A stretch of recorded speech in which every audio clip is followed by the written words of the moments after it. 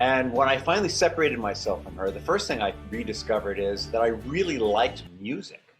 Right? Like I had stopped listening to music. I found myself in this in a dinner bar music hall one night, and this cover band was playing Santana, not Carlos Santana, Santana songs. They were playing Abraxas, and it touched a place in me that hadn't been alive in so long, and I realized, wow, I have been denying myself this thing that pleases me, that uplifts me in a special way for so long, and I started to bring back listening to music and dancing. Like, welcome to Rich in Relationship. And today I'm in Chicago, and I thought I'd share this amazing view of the water while I run my mouth, because who knows, it might be more interesting than what I have to say. You never know. So we're talking about recovering your sense of self when recovering from a toxic relationship. And generally, this happens when in some way you've created safety for yourself. And we've talked in previous episodes, chapters about this, about creating safety for yourself.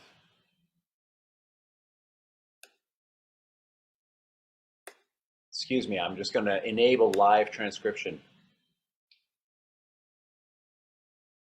And so what I'm saying is,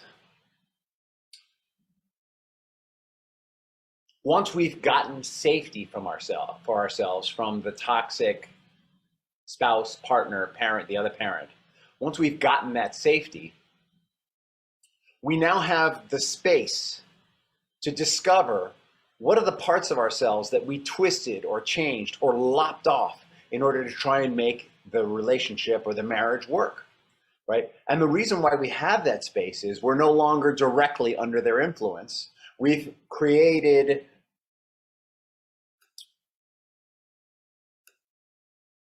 barriers, fences, we've created boundaries so that we feel safer. We've decided that we're not going to receive their toxicity anymore because we're no longer being poisoned. We now have the opportunity to see who we are on our own, which is huge, right? Get it, that this is huge. So how do we do this? I think the first is to inventory the relationship, right? And very often these toxic relationships are characterized by a pervasive, unconscious feeling of unhappiness, that in some way we are not being allowed to feel fulfilled, and that we are jumping through all the hoops to try and make the relationship work, and yet we never seem to get it right. I mean, the flavor in the toxic relationship is we're doing everything we can and still we're wrong. And so if that's an experience that you've been having in a toxic relationship, this is the perfect episode for you, because the trick is to start first examining what were all the ways that I tried to make it right. Because in those moments is the places where we lopped off a part of ourselves, or where we twisted a part of ourselves, or maybe we compromised a value. So one place to look is, where was it that I felt unhappy? What was going on that I felt unhappy? Because when we feel unhappy, basically we're out of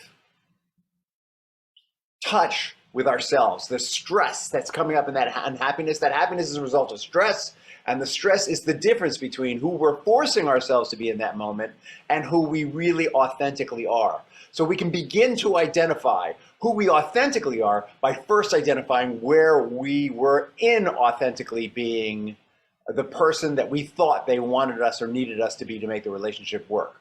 And there are going to be two areas where that shows up. One is going to be, where are the places that I did it so that they wouldn't explode, so that they wouldn't drink, so that they wouldn't make a scene with other people, so that however the toxicity shows up, what are the things that I did to try and manage them, right? Well, a lot of this is about managing them. Who do I need to be to manage them, to keep them in a box where things are okay? And then the second place is, where are the places that I try to manage them for the well-being of our children, right? And very often when we leave a toxic spouse, it's because we find we can no longer protect our children from that person. That our children either are becoming like that person, or they're being hurt by that person, or more likely, both of those things are going on.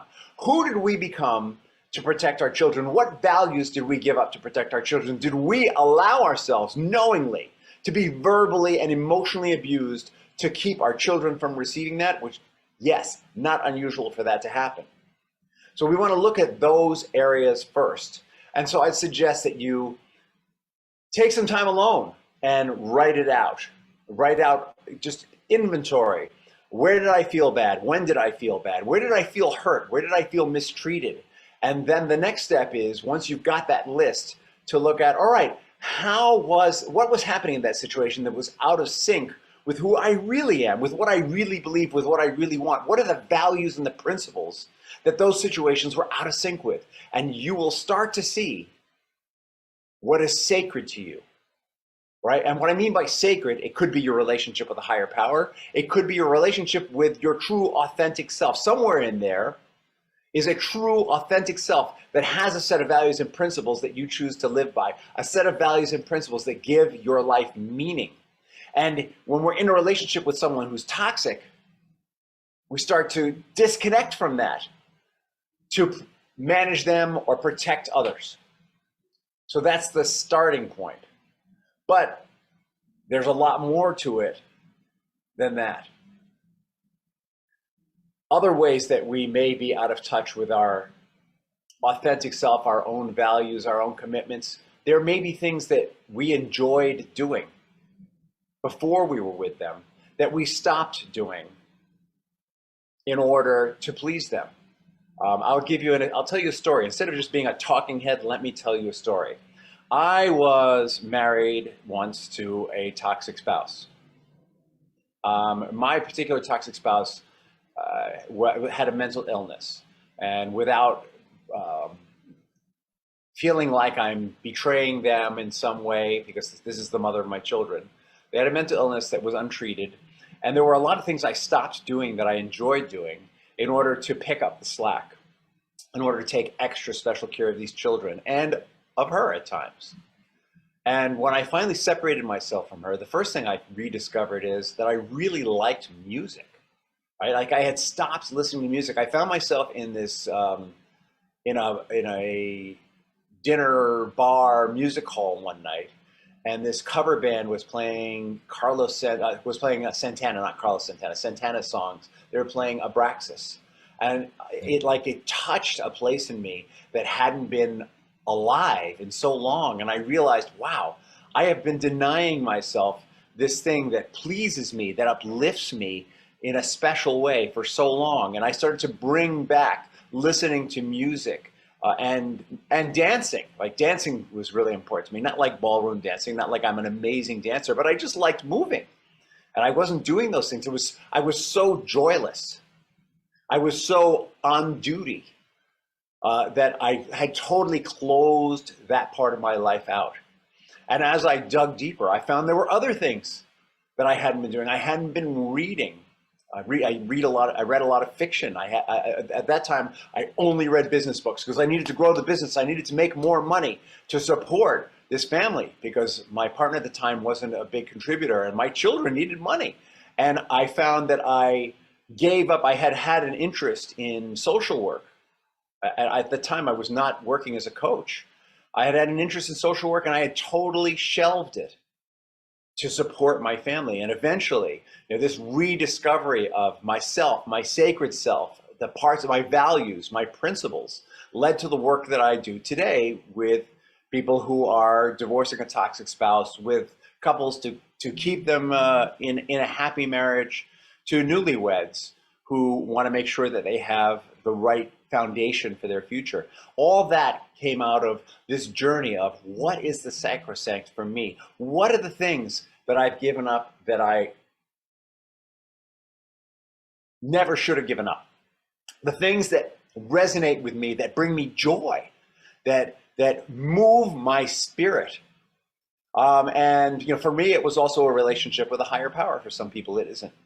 But for me, there was a dependence, a connection, a personal relationship with a higher power that became so important that when I was in that relationship, I couldn't permit that to happen because the relationship took all the space in my life. And protecting my children and uplifting them in the face of that took all the space in my life.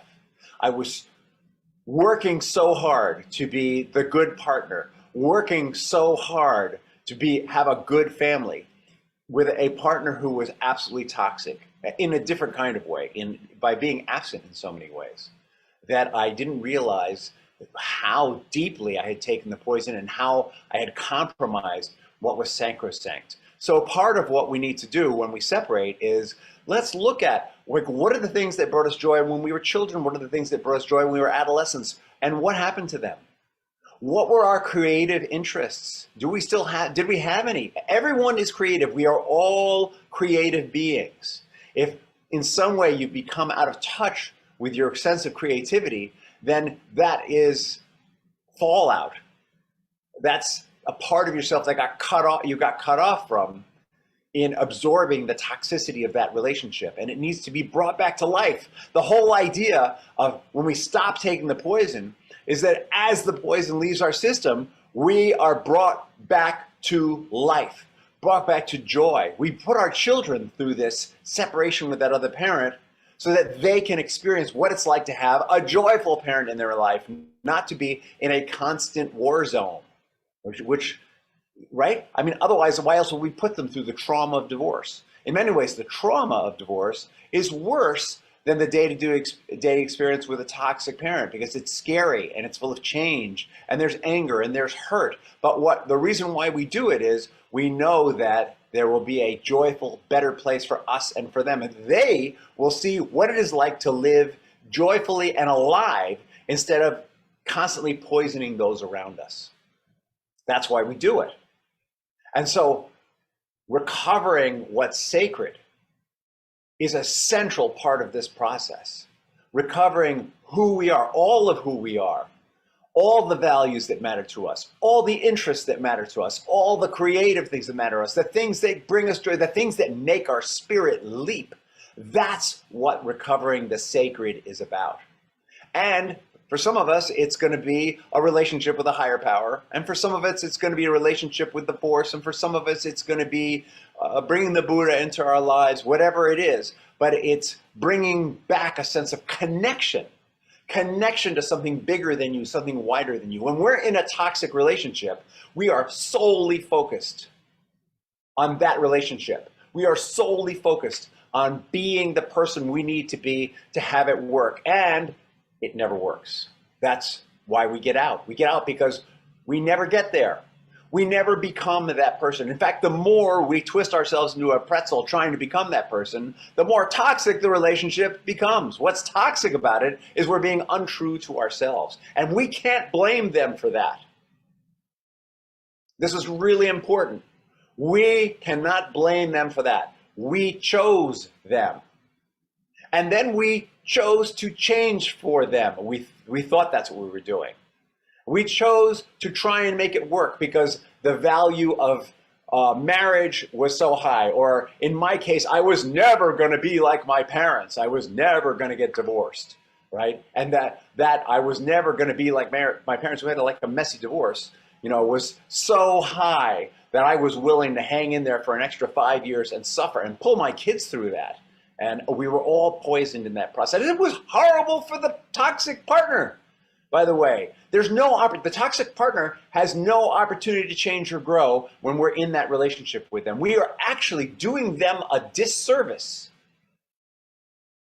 by choosing to stay in that relationship. So I take full responsibility for that. And you need to also. Part of recovering our sacred self is to take responsibility for our lives. Part of recovering our sacred self is to practice what some people call the stance of accountability.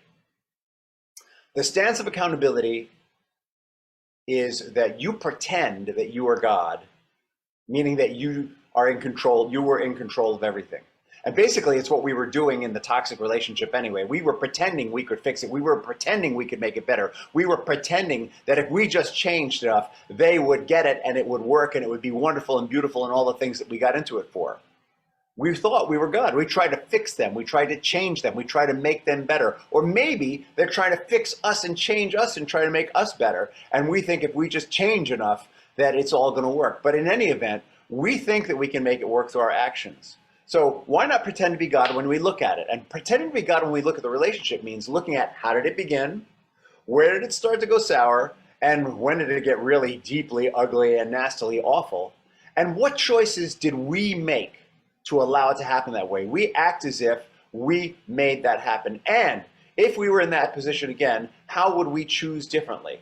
What would be if we had complete responsibility for every situation? Let me give you an example, completely out of reality.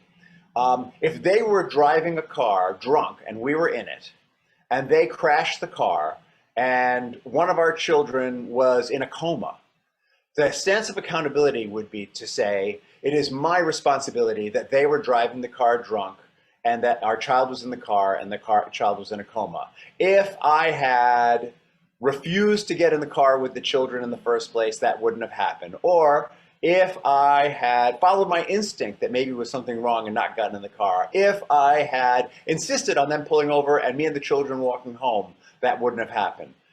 And even though that's probably an unreal stance, it allows us to see where are all the points in that process where we might maybe have altered that reality. And we don't do it to beat ourselves up and say, oh my God, my child is in a coma because of me, if only I had acted differently. That's typically how people use the sense of accountability, by the way. They use it as a way to beat themselves up. We use it as a way to see who is the person, who is the highest self that exists inside of me, that had I allowed them to come forth in that moment, things might have been different. And that's what this is about. We're recapturing our highest, most alive, most authentic self that we have sublimated to try and make a dead relationship alive. And taking the stance of accountability as a way to look at what would my highest, most authentic self have done if it had taken a stand at some point and changed that reality. And it's not, again, not a tool to beat ourselves up. It's a tool to see who is that high, most authentic self that we have pushed to the side, and how can we allow it to live? Because to move forward, and we need to move forward for the sake of our children and for our own sake, to move forward with this other parent who the law requires us to have an ongoing relationship with, and who therapists insist are important and vital to our children, we are going to need to be our biggest, wholest, most authentic self. And so part of this stance is figuring out, who the heck is that? Where does that person live in me? Our biggest, most authentic self is a person who lives by values, a person who lives by integrity, a person who does what they say, a person who has a sense of connection, a person who does all these things and lives in this way. And so that's a big part of recovering our sacred and sacrosanct self. And as we move on to the next step, we're going to take that authentic self and come from that place, because the next steps have to do with forgiveness of ourselves, and believe it or not, forgiveness of the other person. Wow, that was a mouthful. All right, so recovering your sacred self, separating yourself and rediscovering who you are, all of who you are, acknowledging the warts and acknowledging the strengths, where the power lives. This is recovering the sacrosanct and protecting it, standing by it, living by that person, living by those values and principles. That's what this is about. And it's huge, and it's healing.